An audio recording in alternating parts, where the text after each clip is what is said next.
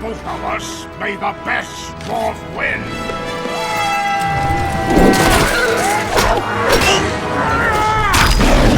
Salted pork. It's a little tight across the chest. Welcome everyone. Today's video is all about delving into the extraordinary world of characters that truly stand out. And in the spotlight of our discussion today is none other than the iconic dwarf from the Fellowship of the Ring, Gimli. Hailing from the Blue Mountains, Gimli's journey was far from conventional. Although he missed out on Thorin's epic quest in The Hobbit due to his young age, come The Lord of the Rings, he was more than prepared to represent his people with unmatched valour. So what sets Gimli, son of Gloin, apart from the rest? What makes him so special? Let's look at this today. Build me a army worthy of Mordor.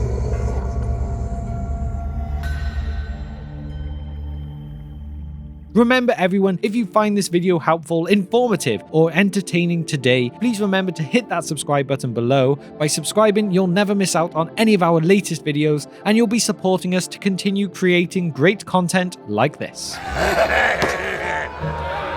Gimli as a character is almost like Marmite. People seem to love him, or they hate him.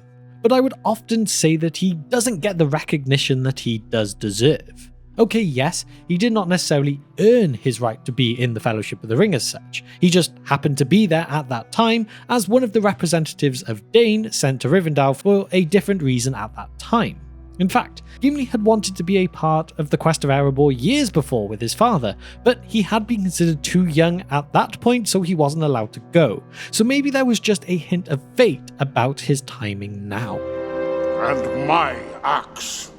There are many moments that really show Gimli for who he is, whether that is his joy for battle and having a kill count competition with his elven friend Legolas. I have no pointy arrow scoring me!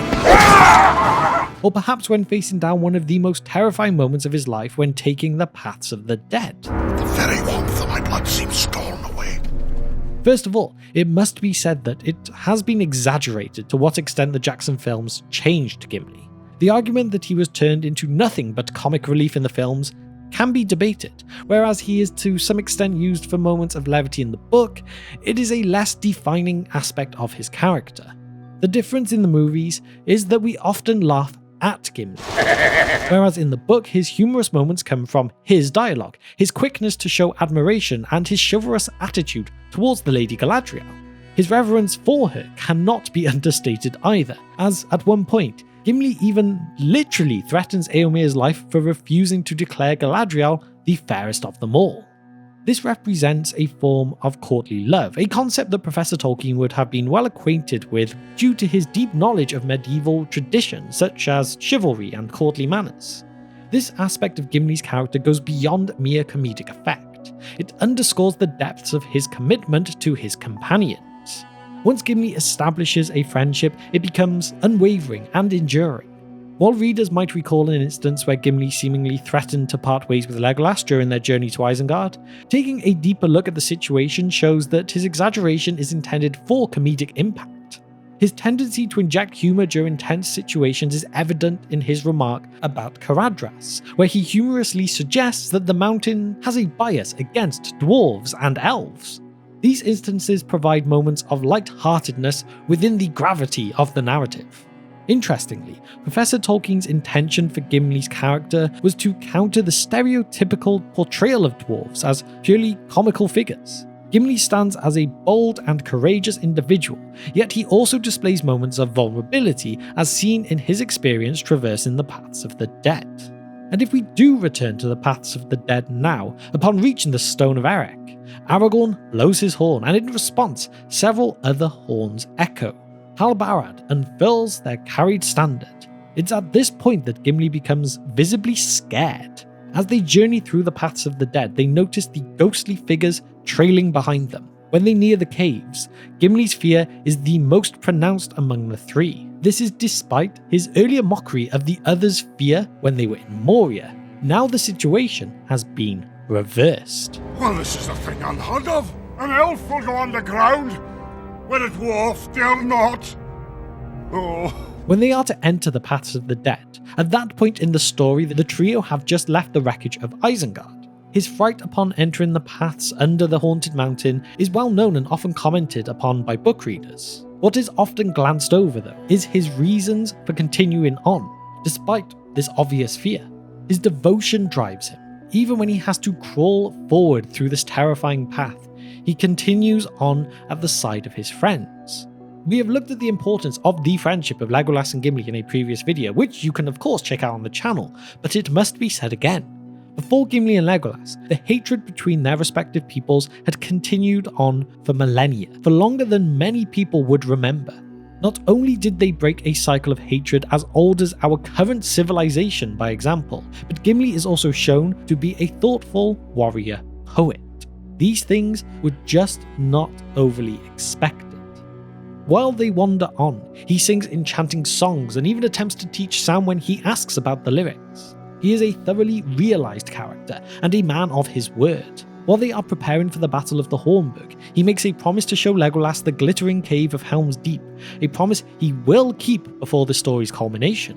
Not only is he unique in his friendship with Legolas, he becomes the first known dwarf to travel beyond the circles of the world and reach those shores of Valinor. Imagine how far this humble dwarf has come in his life. Altogether, it can be said that Gimli is a much deeper and more serious character in the books than from when in the movies, but as with everything involving The Lord of the Rings, it can all be debated, and I am not here to say anyone is right or wrong for their opinions. We can disagree without being disagreeable, and I would love still to hear what your thoughts are regarding Gimli in the books versus his role in the film.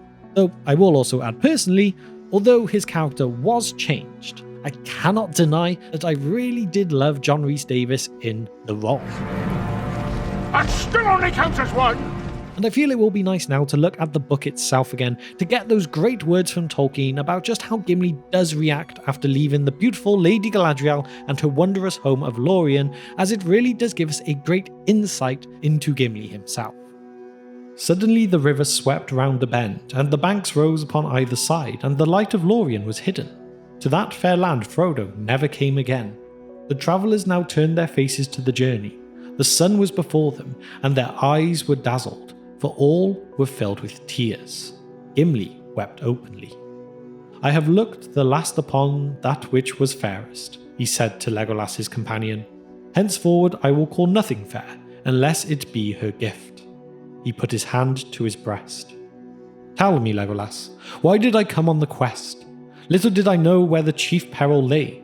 Truly Elrond spoke, saying that we could not foresee what we might meet upon our road.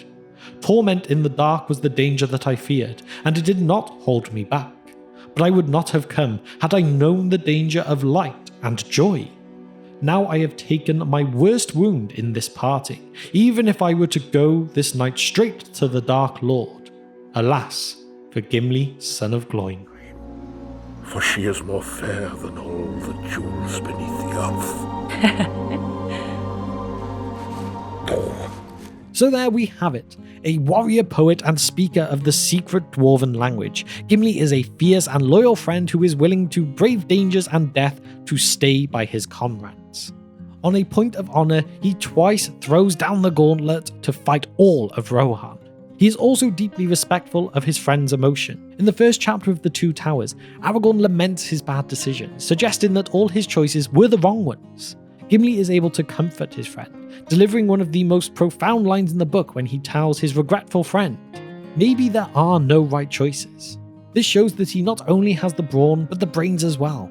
A deadly combination and a great ally to have on any quest. A great and defining moment of Gimli, which shows us that there is more to him than his bravery, loyalty, and fearsomeness as a warrior. At the end of the day, his example of breaking barriers and befriending Legolas manages to end a feud which had lasted for centuries. This is what makes Gimli so special, and a memorable character among so many in The Lord of the Rings and the rest of Professor Tolkien's legendarium. It is safe to say, if you're going to die fighting side by side with anyone, Gimli is the friend to do it with.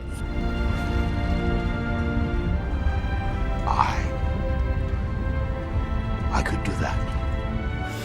With that though, it is time for my question of the day, which is, how do you feel about Gimli's depiction in the movies? Was it good? Was it bad? Or is he just a character you're not really that bothered by either way? Let me know your thoughts and opinions on this in the comment section down below.